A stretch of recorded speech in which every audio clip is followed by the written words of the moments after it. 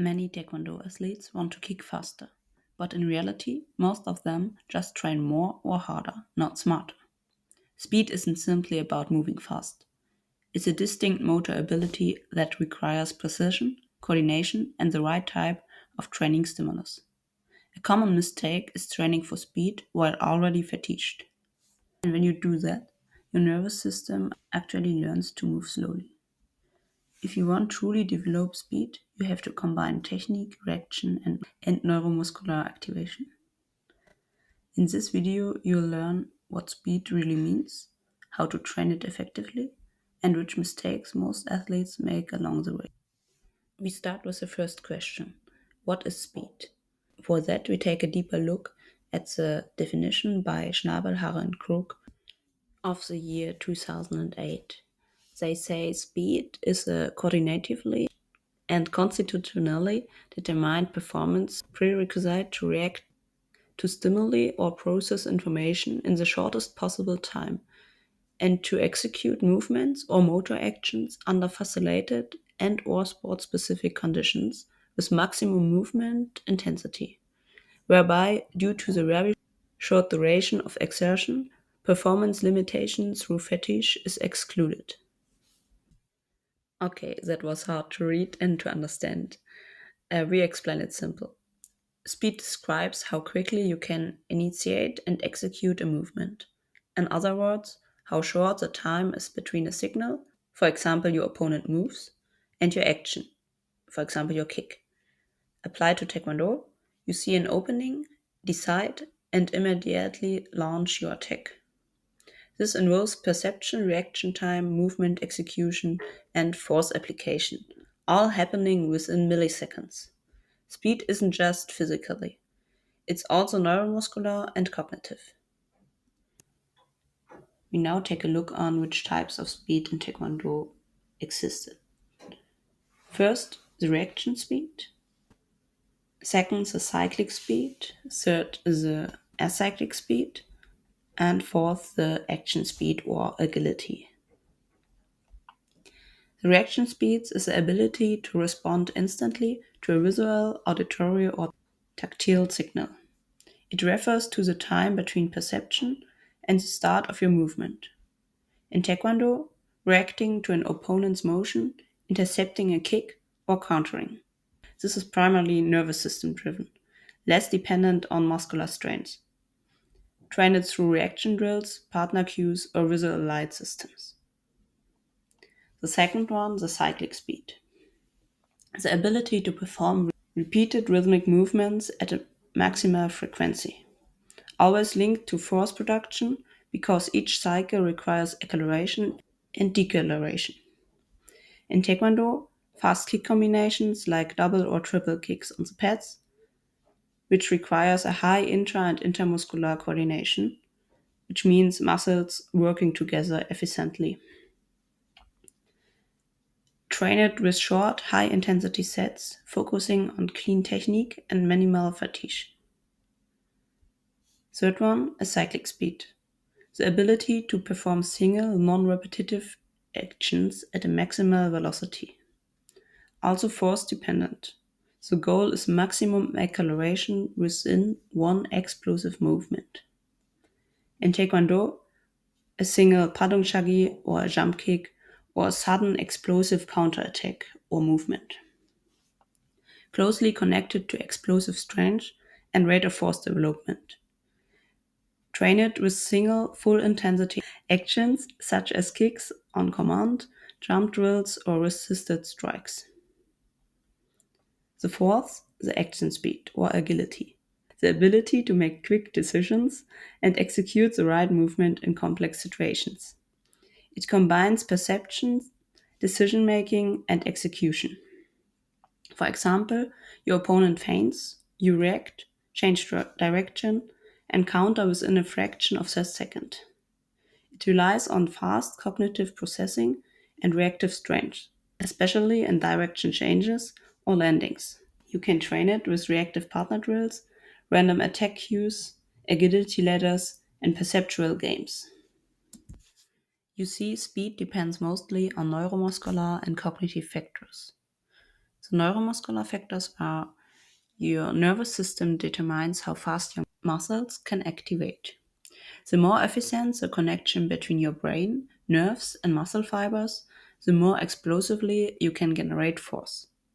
This is called intra and intramuscular coordination, how well individual muscle fibers and entire muscle groups work together.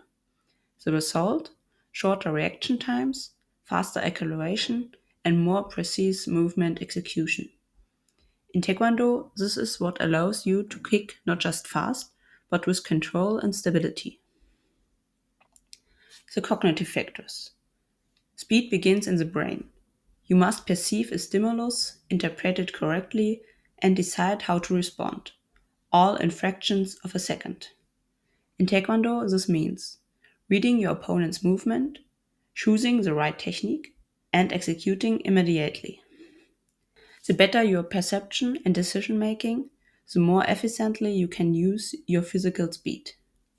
In short, the nervous system sends a signal, the muscle executes it, and your brain decides when and how fast it happens. Now we move on to the second question, how to train speed. For that, I want to show you some tools for the speed training and how to use them. The goal is to vary stimuli, enhance reaction capability, and improve acceleration.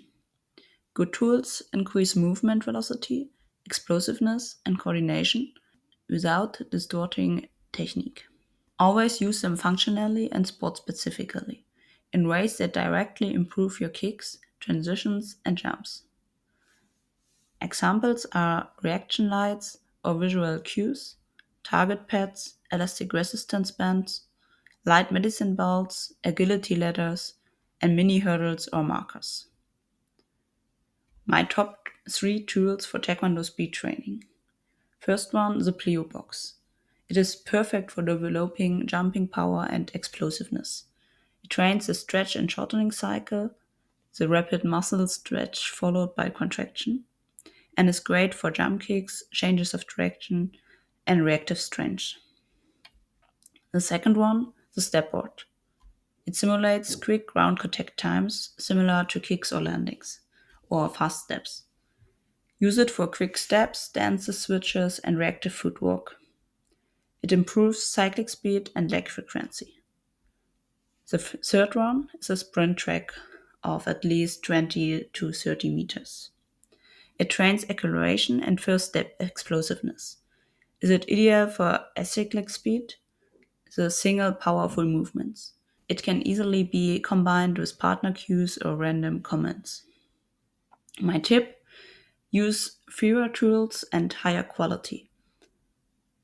3 well-planned exercises with a clear purpose are worth more than 10 random drills. Let's answer the question how to train speed. You train speed by performing short, explosive movements with maximum intensity and perfect technique, always while you're fresh and fully concentrated. Use specific tools like pleo boxes, step boards, or short sprints to develop acceleration, reactivity, and coordination. And keep each session short but high in quality. True speed isn't built through exhaustion, but through precision, neural efficiency, and consistent focused practice.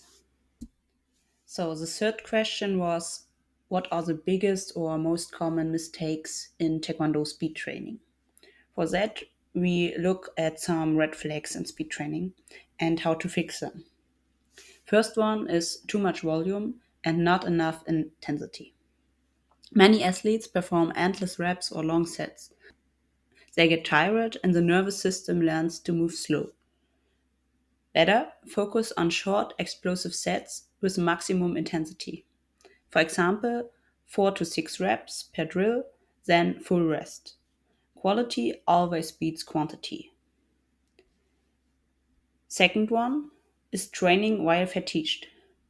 Speed training after strength or sparring sessions, then your muscles are tired and the reactions are slow. Better, train your speed at the start of the session, right after warm up. That's when neural activation and precision are at highest level. The third red flag: incomplete recovery between drills. Short rests mean you're not truly training speed. Better rest until you feel completely fresh again. Rule of thumb: 1 to 3 or 1 to 5 work to rest ratio. For example, 10 seconds of effort and at least 30 seconds rest. Speed is neural, not endurance based. Fourth red flag is poor technical quality. When fast turns into sloppy, you're just training bad habits. Keep technique clean and controlled, even at top speed. Start with easier drills, then progressively accelerate. The nervous system only learns what you perform correctly. The fifth red flag is the lack of stimulus variety. Doing the same drills over and over leads to stagnation. Better use different types of cues: visual, auditory, tactile. Reaction lights, random partner cues, and variable attacks sharpen both mind and body. The last one is no structure or the wrong timing in the training plan. Speed is often thrown in randomly, without system. Better schedule 1 to 2 focused sessions per week. Separate from endurance or heavy strength work. Best results come when you're fresh, ideally in the morning or after rest day. In summary, speed isn't about conditioning, it's about precision and neural freshness. Train tired or sloppy, and you'll actually become slower or more endurance.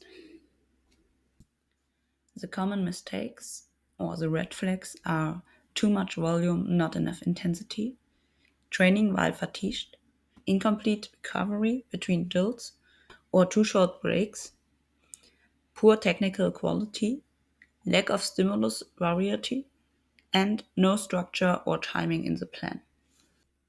Now I have a little additional part. The question is when to train speed, because the timing matters. When to train within the session. Always train speed early in the workout, right after the warm up. Your nervous system is alert, movements are sharp, and fatigue hasn't set in. Never after strength or endurance work. The nervous system will be too slow. Ideal structure: first the warm up, then the activation, then your speed drills, technique, and optional strength and conditioning. When to train speed at the time of the day. Best times: morning to early afternoon. Reaction speed, focus, and neural activity peak earlier in the day. Evening sessions are possible, but not ideal for peak explosiveness. During competition prep, match your training time to tournament schedule for adaptation. The frequency: 1 or 2 targeted sessions per week are enough when quality is high. Always at least 48 hours between sessions to let the nervous system recover. Overtraining leads to slower, less coordinated movement. And what about the duration and volume? Keep it short, intense, and precise. 20 to 30 minutes of focused speed work is plenty. Every rep must be at maximum quality. Once technique breaks down, stop it. Remember, you don't train speed when you're tired. You train it when you're fresh, explosive, and mentally sharp. Speed in Taekwondo is not a matter of luck or talent. It's built when technique, strength, coordination, and neural activation work together. Flexibility, endurance, and maximal strength are important, but speed is the ability most dependent on your nervous system.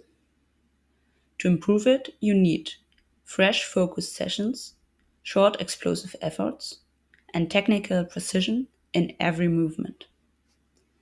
Many athletes train too much and too tired, but true speed doesn't come from effort, it comes from precision.